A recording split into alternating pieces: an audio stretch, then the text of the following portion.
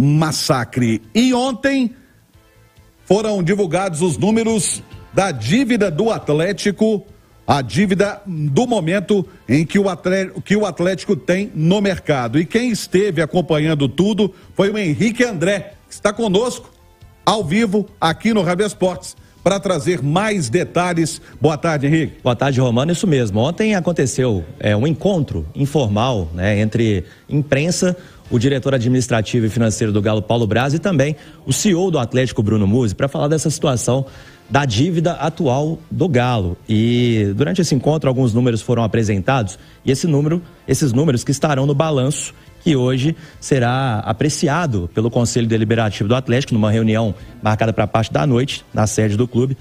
E é o seguinte, Romano, no balanço de 2021 a dívida do Galo era de 1,3 bilhão. Essa dívida ela aumentou 259 milhões para esse ano de 2022 e ela chega a 1,57 bilhão. Essa a dívida líquida do Atlético e não considerando a dívida com a Arena MRV, que de acordo com o Galo é um outro CNPJ, então não entra nessa dívida considerada total do Galo. Então 1,57 bilhão é o valor da dívida. O Atlético fechou 2022 com uma dívida de 843 milhões com bancos, só com bancos e PJs não financeiras. Em 2021 esse número era de 580 milhões. Vamos explicar uma dívida do Galo que é a seguinte: 112 milhões, Romano, investimento em futebol.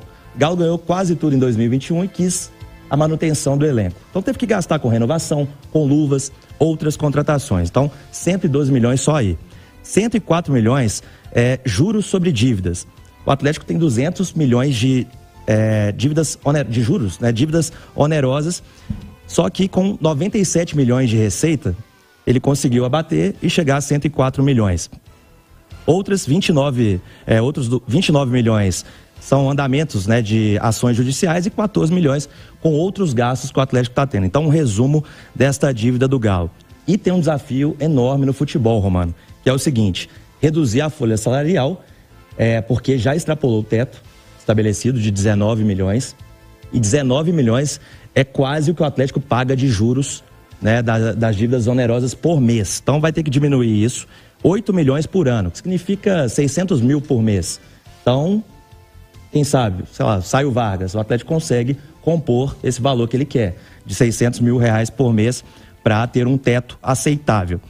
E tem que vender no mínimo 12 milhões de reais para bater aquela meta de 80 milhões. Já vendeu 68, então tem que vender pelo menos um atleta aí por 12 milhões ou 2 atletas para chegar também nesse número.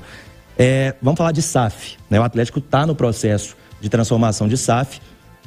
Informação que eu tive hoje, não houve recuo, as negociações estão acontecendo, as conversas estão acontecendo e o Atlético se prepara para essa transformação que, segundo o clube, é a única salvação para acabar com esses problemas financeiros tão graves, Romano. E virando o SAF, uma coisa que a gente tem que ponderar é o seguinte: o torcedor tem que entender a nova realidade do Atlético. Vai ser estabelecido um teto e também um piso, O investidor não vai querer que o Atlético gaste mais do que ele arrecada. Então isso vai ser uma coisa natural quando se transformar em SAF.